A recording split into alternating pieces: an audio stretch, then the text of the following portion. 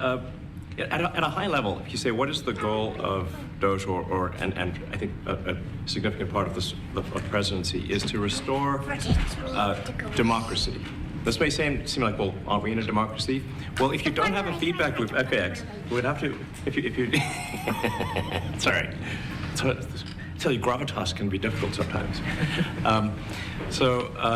If there's not a good feedback loop from the people to the government, and if you have rule of the bureaucrat, or if the bureaucracy is in charge, and then what meaning does democracy actually have?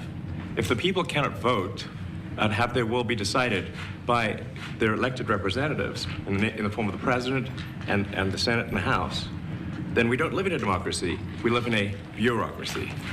So it's incredibly important that we close that feedback loop, we fix that feedback loop, and that the public's elected representatives, the President, the House, and the Senate, decide what happens, as opposed to a large, unelected bureaucracy.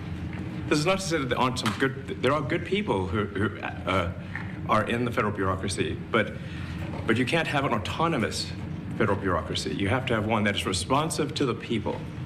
That's the whole point of a democracy.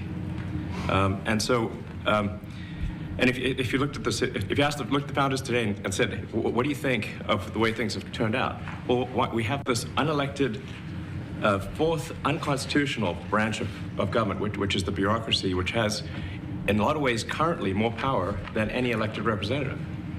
And this is not something that people want, and it does not match the will of the people. So it's just something we've got to fix.